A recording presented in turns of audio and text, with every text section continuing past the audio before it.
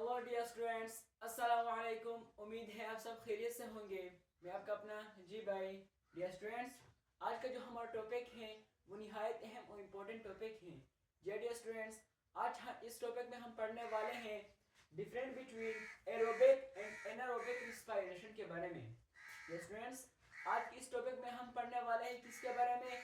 Different between aerobic और anaerobic respiration के बारे में। हमने तो एरोबिक रिस्पायरेशन भी पढ़ लिया था और एनारोबिक रिस्पायरेशन भी पढ़ लिया था। आज पढ़ेंगे कि इसके दरमियान डिफरेंस क्या है, इसके दरमियान क्या डिफरेंस होता है कि इसको एरोबिक और एनारोबिक का नाम दिया गया। यानी रिस्पायरेशन तो एक होता है लेकिन इसको एरोबिक और एनारोबिक का नाम क्यों दिया गया, उसमें क्या डिफरेंस हो, किस बुनियाद पर इसको दिया गया नाम। डियर स्टूडेंट्स, चलते हैं अपने टॉपिक की तरफ। हमारे पास फर्स्ट ऑफ ऑल आता है एरोबिक रिस्पायरेशन। एरोबिक रिस्पायरेशन अगर due to the presence of oxygen O2 oxygen. Dear students, हमारे पास हमने पढ़ा था कि जो एरोबिक रिस्पायरेशन है वो क्या होता है, अकर होता है किसके मौजूदगी में? ऑक्सीजन की मौजूदगी में ये जो प्रोसेस है ये अकर होता है। ऑक्सीजन ना हो तो एरोबिक रिस्पायरेशन नहीं होगा। डियर स्टूडेंट्स, लेकिन हमारे पास एनारोबिक रिस्पायरेशन अगर विदाउट ऑफ O2 ऑक्सीजन, यानी हमारे पास जो एनारोबिक रिस्पायरेशन हमने पढ़ा था कि हमारे पास ये प्रोसेस किसके विदाउट ऑक्सीजन के होगा। हमारे पास अगर ऑक्सीजन ना भी हो तो हमारे पास क्या एनारोबिक रिस्पायरेशन अकर होगा।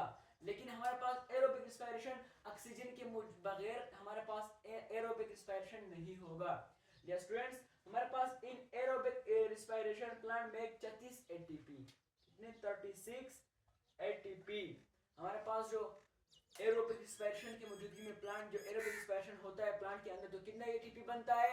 Adenosine triphosphate. हमारे पास 36 एडेनोसिन ट्राइफॉस्फेट बनता है, हमारे पास 36 एटीपी बनता है, एनर्जी बनता है। डियर स्टूडेंट्स, जिसमें हमारे पास एरोबिक रिस्पायरेशन में सेल के अंदर हमारे पास बॉडी के अंदर 36 एटीपी बनता है। लेकिन हमारे पास एनारोबिक रिस्पायरेशन में हमारे पास कितना?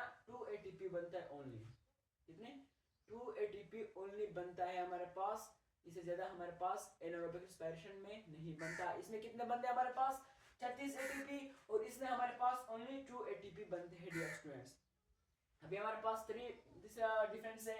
Final product in the aerobic respiration CO2 and H2। हमारे पास जो फाइनल प्रोडक्ट आता है, यानी हमारे पास जो फाइनल प्रोडक्ट आता है किसके अंदर? एरोबिक रिस्पायरेशन में, वो CO2 एंड H2O होता है, कार्बन डाइऑक्साइड और वाटर। हमारे पास ये फाइनल प्रोडक्ट आ जाता है किसके अंदर?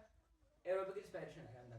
लेकिन हमारे पास फाइनल प्रोडक्ट आता है एनारोबिक रिस्पायरेशन में, लैक्टिक एसिड, इथानॉल और CO2 कार्बन डाइऑक्साइड। ये हमारे पास क्या आता था? फाइनल प्रोडक्ट आ जाता था किसके अंदर? एनारोबिक रिस्पायरेशन में। हमारे पास यहाँ पे क्या? सिर्फ CO2 और H2O आ जाता, क्योंकि हमारे पास 36 एटीपी बन जाते, सिर्फ हमारे पास ग्लूकोज कार्बोनेट होकर हमारे पास CO2 और H2O ही प्रोडक्ट में आ जाता है इसके अंदर एरोबिक रिस्पायरेशन में। अभी हमारे पास 4 डिफरेंस है। इसमें जो मेन डिफरेंस है, aerobic respiration complete into 3 step. हमारे पास जो हमने पढ़ा था एरोबिक रिस्पायरेशन कंप्लीट होता था किसमें? 3 स्टेप के अंदर। ग्लाइकोलाइसिस जो कहाँ पे होता था? साइटोप्लाज्म के अंदर ग्लाइकोलाइसिस प्रोसेस अकर होता है सेल के अंदर। सेल के साइटोप्लाज्म में हमारे पास ग्लाइकोलाइसिस प्रोसेस अकर होता है। इलेक्ट्रॉन ट्रांसपोर्ट किसके अंदर? माइटोकॉन्ड्रिया के अंदर होता था, और रीसाइकिल किसके अंदर? माइटोकॉन्ड्रिया के अंदर। इस 3 स्टेप के मौजूद हमारे पास जो एरोबिक रिस्पायरेशन के अकर हो जाता, कंप्लीट हो जाता था। डियर स्टूडेंट्स, ये कहाँ पे होता था? एक स्टेप हमारे पास साइटोप्लाज्म के अंदर, और दो हमारे पास जो 2 स्टेप हुआ क्या पे? माइटोकॉन्ड्रिया के अंदर अकर होते थे, रिएक्शन प्रोसेस हो जाते थे। वहां से हमारे पास 36 एटीपी आ जाते थे किसके अंदर? एरोबिक रिस्पायरेशन में। अभी हमारे पास एनारोबिक रिस्पायरेशन कहाँ पे कंप्लीट होता है? सिर्फ 1 स्टेप में। वो उसे कहते हैं हम ग्लाइकोलाइसिस, जो कहाँ पे? साइटोप्लाज्म के अंदर होता है हमारे पास। डियर स्टूडेंट्स, ग्लाइकोलाइसिस यहाँ पे भी और यहाँ पे ये सेम है हमारे पास। यहाँ पे ग्लाइकोलाइसिस प्रोसेस हमारे पास होगा। तो डियर स्टूडेंट्स, हमारे पास आज के हम इस टॉपिक में हमने पढ़ा डिफरेंट बिटवीन एरोबिक और एनारोबिक रिस्पायरेशन में के बारे में, क्या एरोबिक और एनारोबिक रिस्पायरेशन में क्या डिफरेंस होता है। तो इसके टॉपिक की मौजूदगी हमारे पास इस चैप्टर का एंड हो गया। ये हमारे पास लास्ट टॉपिक था बायो एनर्जेटिक का। डियर स्टूडेंट्स, चैप्टर हमारे पास जो 7 चैप्टर हैं उसका ये 6 चैप्टर है हमारे पास, 6 चैप्टर है सॉरी, इसका हमारे पास लास्ट टॉपिक था। डियर स्टूडेंट्स, मिलते हैं नेक्स्ट टॉपिक में इंशाल्लाह। नेक्स्ट टॉपिक में हम जो नेक्स्ट चैप्टर है चैप्टर 7 वो स्टार्ट करेंगे। डियर स्टूडेंट्स, इंशाल्लाह मिलते हैं नेक्स्ट टॉपिक में। Take care yourself.